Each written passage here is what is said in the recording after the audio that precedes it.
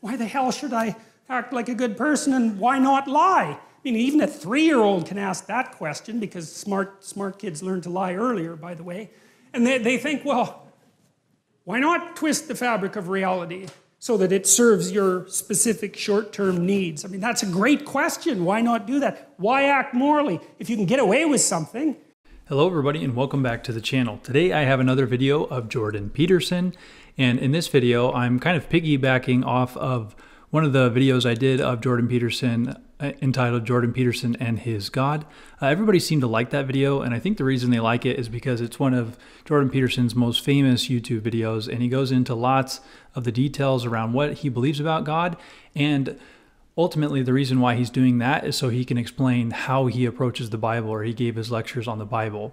So I'm extracting this video again from that YouTube video, his most watched YouTube video ever, and that lecture that he gave as kind of like a summary or an intro into how he interprets the Bible.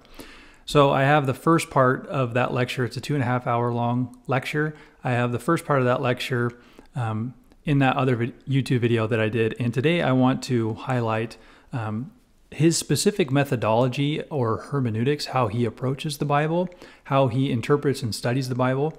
It always starts, everybody when they interpret or study the Bible starts with kind of a few presuppositions that they bring to the text in order to interpret it. And so in this video, you're going to see some of those that he has. So he's going to talk about the noble aim that all human beings need to have. They need to have a noble aim in life that helps them get to the end. He sees that as kind of one of the things that's, really, really important for all human beings to have. And that's one of his presuppositions that he brings to the Bible of why he wants to interpret the Bible in the way that he does. He wants to see the noble aim or the meta-narrative and the truth of it. And he'll get into that. But I wanted you to be focusing when he says, what is his noble aim? And then ask this question, what is the noble aim of Christianity? Is the noble aim of Christianity similar to what Jordan Peterson is saying? And then another thing that he's going to talk about is phenomenology. Now that's an interesting term, so be sure to stick around and hear what he has to say about that. As he was explaining that concept of phenomenology, I've been seeing a lot more of what he says being extracted from kind of that theory or this specific study of the phenomenal. And then the last thing to pay attention to near the end is he describes the Bible as a comedy. Now, he's talking about the specific literary framework of what comedy is. So if you're not sure what that is, stick around. He'll explain that. And that was very insightful. I really, really enjoyed that. But more than anything, when you're watching this video, be thinking of this question. Is Jordan Peterson getting Jesus Christ right? So when the postmodernists extended that critique to the world, they said, look, well, a text is complicated enough. You can't extract out a canonical interpretation. What about the world? The world's way more complicated than a text, and so there's an infinite number of ways that you can look at the world. And so how do we know that any one way is better than any other way? And that's a good question. Now, the postmodern answer was we can't. And that's not a good answer because you drown in chaos under those circumstances, right? You can't make sense of anything. And that's not good because it's not neutral to not make sense of things. It's very anxiety-provoking. It's very depressing because if things are so chaotic that you can't get a handle on them, your body defaults into emergency preparation mode and your heart rate goes up and your immune system stops working and like you burn yourself out, you age rapidly because you're surrounded by nothing you can control. That's an existential crisis, right? It's anxiety-provoking and depressing, very hard on people. And even more than that, it turns out that the way that we're constructed neurophysiologically is that we don't experience any positive emotion unless we have an aim and we can see ourselves progressing towards that aim. It isn't precisely attaining the aim that makes us happy. As you all know, if you've ever attained anything, because as soon as you attain it, then the whole little game ends. Then you have to come up with another game, right? So it's Sisyphus. And that's okay, but it does show that the attainment can't be the thing that drives you because it collapses the game. That's what happens when you graduate from university. It's like you're king of the mountain for one day, and then you're like serf at Starbucks for the next 5 years, So Yeah. So what happens is that human beings are weird creatures because we're much more activated by having an aim and moving towards it than we are by attainment. And what that means is you have to have an aim, and that means you have to have an interpretation. And it also means that the nobler the aim, that's one way of thinking about it, the better your life. And that's a really interesting thing to know because, you know, you've heard ever since you were tiny that you should act like a good person and you shouldn't lie, for example. And you might think, well, why the hell should I act like a good person and why not lie? I mean, even a 3-year-old can ask that question because smart kids learn to lie earlier, by the way. And they think, well, why not twist the fabric of reality so that it serves your specific short-term needs? I mean, that's a great question. Why not do that? Why act morally? If you can get away with something and it brings you closer to something you want, well, why not do it? These are good questions. It's not self-evident. Well, it seems to me tied in with what I just mentioned. It's like you destabilize yourself and things become chaotic. That's not good. And if you don't have a noble aim, then you have nothing but shallow, trivial pleasures. And they don't sustain you. And that's not good because life is so difficult, it's so much suffering, it's so complex. It ends and everyone dies and it's painful. It's like without a noble aim, how can you withstand any of that? You can't. You become desperate, and once you become desperate, things go from bad to worse very rapidly when you become desperate. And so there's the idea of the noble aim, and it's not something, it's something that's necessary. It's the bread that people cannot live without, right? That's not physical bread. It's the noble aim. And what is that? Well, it was encapsulated in part in the story of Marduk. It's to pay attention. It's to speak properly. It's to confront chaos. It's to make a better world. It's something like that. And that's enough of a noble aim so that you can stand up without, cringing at the very thought of your own existence, so that you can do something that's worthwhile to justify your wretched position on the planet. So now the literary issue is that, look, you take a text, you can interpret it a variety of ways, but that's not right. This is where the postmodernists went wrong, because what you're looking for in a text, and in the world for that matter, is sufficient order and direction. So then we have to think, well, what does sufficient order and direction means? Well, you don't want to suffer so much that your life is unbearable, right? That just seems self-evident. Pain argues for itself. I think of pain as the fundamental reality because no one disputes it, right? I mean, even if you say that you don't believe in pain, it doesn't help when you're in pain. You still believe in it, right? You can't pry it up with logic and rationality. It just stands forth as what the fundament of existence, and that's actually quite useful to know. Say, well, you don't want any more of that than is absolutely necessary. And I think that's self-evident. And then you say, well, wait a minute, it's more complicated than that. You don't want any more of that that's necessary today, but also not tomorrow and not next week and not next month and not next year. So however you act now, better not compromise how you're going to be in a year, because that would just be counterproductive. That's part of the problem with short-term pleasures, right? It's like act in haste, repent at leisure. Everyone knows exactly what that means. So you have to act in a way that works now and tomorrow and next week and next month and so forth. And so you have to take your future self into account. And human beings can do that. And taking your future self into account isn't much different than taking other people into account, right? Because I remember there's this Simpson episode, and Homer downs a quart of mayonnaise and vodka. He says, Marge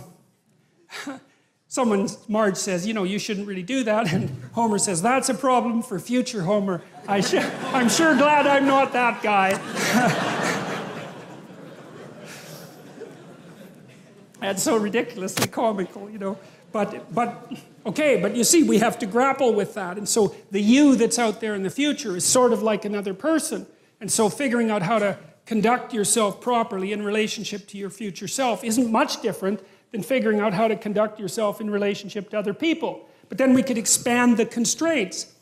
Not only does the interpretation that you extract have to protect you from suffering and give you an aim, but it has to do it in a way that's iterable, so it works across time, and then it has to work in the presence of other people. so that you can cooperate with them and compete with them in a way that doesn't make you suffer more. And people are, they're not that tolerant. You know, I mean, they have choices. They don't have to hang around with you. They can hang around with any one of these other primates. And so if you don't act properly, at least within certain boundaries, it's like you're just cast aside. And so people are broadcasting information at you all the time about how you need to interpret the world so they can tolerate being around you. And you need that because socially isolated, you're insane and then you're dead. No one can tolerate being alone for any length of time. We can't maintain our own sanity without continual feedback from other people because it's too damn complicated. So you're constrained by your own existence, and then you're constrained by the existence of other people. And then you're also constrained by the world. You know, if I read Hamlet and what I extract out of that is the idea that I should jump off a bridge, it's like it puts my interpretation to an end rather quickly. It doesn't seem to be optimally functional, let's say. And so an interpretation is constrained by the reality of the world, it's constrained by the reality of other people, and it's constrained by your reality across time. And there's only a small number of interpretations that are going to work in that tightly defined space. And so that's part of the reason that the postmodernists are wrong. It's also part of the reason, by the way, that AI people who've been trying to make intelligent machines have had to put them in a body. Because it turns out that you just can't make something intelligent in some sense without it being embodied. And it's partly for the reasons that I just described, is you need constraints on the system before, you need constraints on the system so that the system doesn't drown in an infinite sea of interpretation. It's something like that. So that's the literary end of it. Moral. Well, morality for me is about action. And I'm an existentialist in some sense. And what that means is that I believe that what people believe to be true is what they act out, not what they say. And so there's lots of definitions of truth. I mean, truth is a very expansive word, and you can think of objective truth. But behavioral truth isn't the same as objective truth. What you should do isn't the same as what is. As far as I can tell, people debate that. But I think the reason that that has to be the case is because, think about it this way. You're standing in front of a field, and you can see the field. But the field doesn't tell you how to walk through it. There's an infinite number of ways you could walk through it. And so you can't extract out an inviolable guide to how you should act from the array of facts that are in front of you. Because there's just too many facts. And they don't have directionality. But you need to know. You need to know how not to suffer. And you need to know what your aim is. And so you have to overlay that objective reality with some interpretive structure. And it's the nature of that interpretive structure that we're going to be aiming at hard. I've given you some hints about it already. We've extracted it in part from observations of our own behavior and other people's behavior. And we've extracted it in part by the nature of our embodiment that's been shaped over hundreds of millions of years. But we see the infinite plane of facts and we impose a moral interpretation on it. And the moral interpretation is what to do about what is. And that's associated both with security, because you just don't need too much complexity, and also with aim. And so we're mobile creatures, right? We need to know where we're going, because all we're ever concerned about, roughly speaking, is where we're going. That's what we need to know. Where are we going? What are we doing? And why? And that's not the same question as what is the world made of objectively. It's a different question. It requires different answers. And so that's the domain of the moral as far as I'm concerned, which is, well, what are you aiming at? And that's the question of the ultimate ideal in some sense. Even if you have trivial little, fragmentary ideals, there's something trying to emerge out of that that's more coherent and more integrated and more applicable and more practical.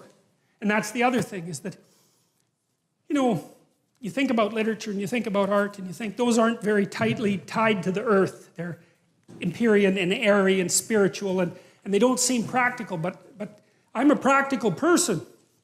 And part of the reason that I want to assess these books from a literary and aesthetic and evolutionary perspective is to extract out something of value, something of real value that's practical. Something, because one of the rules that I have when I'm lecturing is that I don't want to tell anybody anything that they can't use, because I think of knowledge as a tool. It's something to implement in the world. We're tool-using creatures, and our knowledge is tools. And we need tools to work in the world. We need tools to regulate our emotions and to make things better and to put an end to suffering to the degree that we can and to live with ourselves properly and to stand up properly. And you need the tools to do that. And so I don't want to do anything in this lecture series that isn't practical. You know, I want you to come away having things put together in a way that you can immediately apply, not interested in abstraction for the sake of abstraction. Rational, well, it's got to make sense, you know, because the more restrictions on your theory, the better. And so I want it all laid out causally so that B follows A and B precedes C and in a way that's understandable and doesn't require any unnecessary leap of faith. You know, because that's another thing that I think interferes with our relationship with a collection of books like the Bible, is that you're called upon to believe things that no one can believe. And that's no good, because that's a form of lie as far as I can tell. And then you have to scrap the whole thing, because in principle the whole thing's about truth. And if you have to start your pursuit of truth by swallowing a bunch of lies, then how in the world are you going to get anywhere with that? And so I don't want any uncertainty at the bottom of this, or I don't want any more than I can get, than I have to leave in it, because I can't get any farther than that. And so it's going to make sense rationally. I don't want it to be pushing up against what we know to be scientifically untrue, even though science is in flux, and that's, you know, somewhat of a dangerous parameter. If it isn't working with evolutionary theory, for example, then I think that it's not a good enough solution. So, and then finally, it's phenomenological. Modern people, you know, we think of reality as objective, and that's very powerful. But that isn't how we experience reality. We have our domain of experience, you know, and this is a hard thing to get a grip on, even though it should be the most obvious thing.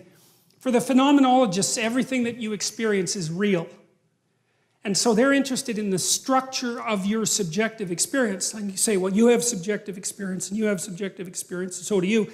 And there's commonalities across all of those. Like, for example, you're likely to experience the same set of emotions. You know, we've been able to identify canonical emotions and canonical motivations. And without that, we couldn't even communicate, because you wouldn't know what the other person was like. You'd have to explain infinitely. There's nothing you could take for granted, but you can. You know, and phenomenology is the fact that in the center of my vision, my hands are very clear, and then out in the periphery, they disappear. And phenomenology is the way things smell and the way things taste and the fact that they matter.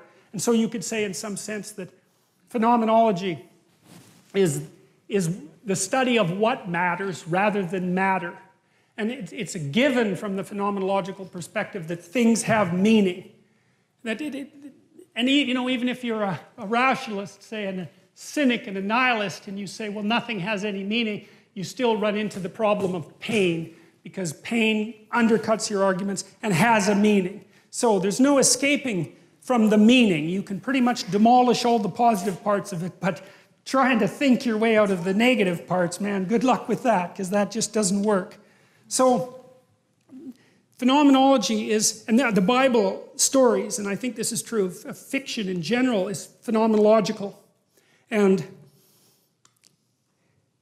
it concentrates on trying to elucidate the nature of human experience, and that is not the same as the objective world. But it's also a form of truth, because it is truth that you have a field of experience and that it has qualities. The question is, what are the qualities?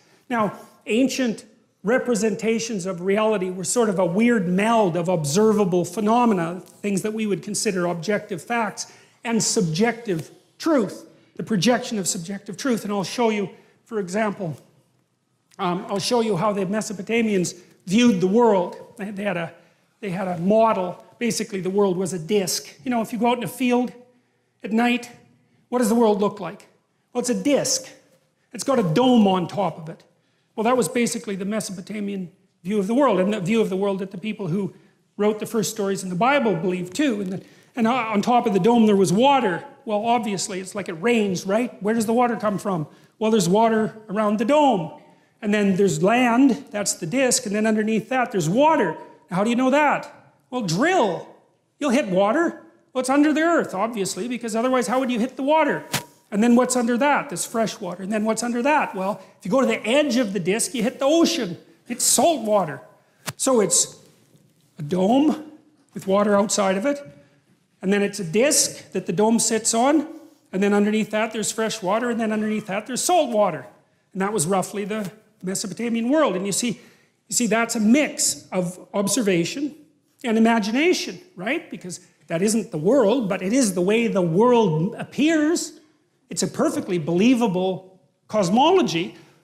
And the sun rises and the sun sets on that dome. It's not like the thing is bloody well spinning. Who would ever think that up? It's obviously the sun comes up and goes down and then travels underneath the world and comes back up again. There's nothing more self-evident than that. Well, that's that strange intermingling of subjective fantasy, let's say, right at the level of perception and actual observable phenomena. And a lot of the cosmology that's associated with the biblical stories is exactly like that. It's half psychology and half reality, although the psychological is real as well. So that, and to know that the biblical stories have a phenomenological truth is really worth knowing, because, you know, the poor fundamentalists, they're trying to cling to their moral structure, and, you know, I understand why. Because it does organize their societies and it organizes their psyche, so they've got something to cling to, but, you know, they don't have a very sophisticated idea of the complexity of what constitutes truth, and they try to gerrymander the biblical stories into the domain of scientific theory, you know, promoting creationism, for example, as an alternative scientific theory. It's like that just isn't going to go anywhere, you know, because the people who wrote these damn stories weren't scientists to begin with. There weren't any scientists back then. There's hardly any scientists now. You know, it's hard to think scientifically, man. It's like it takes a lot of training, and even scientists don't think scientifically once you get them out of the lab, and hardly even when they're in the lab. You know, you got to get peer-reviewed and criticized, and like it's hard to think scientifically. So, and however the people who wrote these stories thought was more like dramatists think, more like Shakespeare thought, but that doesn't mean that there isn't truth in it. It just means that you have to be a little bit more sophisticated about your ideas of truth. And that's okay, you know. There are truths to live by. Okay, well, fine. Then we want to figure out what those are, because we need to live and maybe not to suffer so much. So if you know that what the Bible stories and stories in general are trying to represent is the lived experience of conscious individuals, like the structure of the lived experience of conscious individuals, then that opens up the possibility of a whole different realm of understanding and eliminates the contradiction that's been painful for people between the objective world and let's say, the claims of religious stories. So, okay, so let's take a look at the structure of the book itself. So the first thing about the Bible is that it's a comedy. And a comedy has a happy ending, right? So that's a strange thing, because the Greek God stories were almost always tragic. Now, the Bible is a comedy. It has a happy ending. Everyone lives. There's a heaven. So, now, what you think about that is a completely different issue. I'm just telling you the structure of the story. It's something like there was paradise at the beginning of time, and then some cataclysm occurred and people fell into history, and history is limitation and mortality and suffering and self-consciousnness. But there's a mode of being, or potentially the establishment of a state, that will transcend that. And that's what time is aiming at. So that's the idea of the story. Now, it's a funny thing that the Bible has a story because it wasn't written as a book, right? It was assembled from a whole bunch of different books. And the fact that it got assembled into something resembling a story is quite remarkable. And what the question is then, well, what is that story about? And how did it come up as a story? And then I suppose as well, is there anything to it? It constitutes a dramatic record of self-realization or abstraction. We already mentioned that. It's like the idea, for example, of the formulation of the, let's say, the image of God is an abstraction. That's how we're going to handle it to begin with. I want to say, though, because I said I wasn't going to be any more reductionist than necessary, I know that the evidence for genuine religious experience is incontrovertible, but it's not explicable. And so I don't want to explain it away. I want to just leave it as a fact. And then I want to pull back from that and say, okay, well, we'll leave that as a fact and a mystery, but we'll look at this, we're going to look at this from a rational perspective and say that the initial formulation of the idea of God was an attempt to abstract out the ideal and to consider it as an abstraction outside its instantiation. So, and that's good enough. That's an amazing thing if it's true. But I don't want to throw out the baby with the bathwater, let's say. It's a collection of books with multiple redactors and editors. So what does that mean? Many people wrote it. There's many different books, and they're interwoven together, especially in the first 5 books, by people who, I suspect, took the traditions of tribes that had been brought together under a single political organization and tried to make their accounts coherent. And so they took a little of this, and they took a little of that, and they took a little of this, and they tried not to lose anything because it seemed valuable, or it was certainly valuable to the people who had collected the stories. They weren't going to, tolerate too much editing, but they also wanted it to make sense to some degree, so it wasn't completely logically contradictory and completely absurd. And so many people wrote it, and many people edited it, and many people assembled it over a vast stretch of time. And we have very few documents like that. And so just because we have a document like that is sufficient reason to look at it as a remarkable phenomena and try to understand what it is that it's trying to communicate, let's say.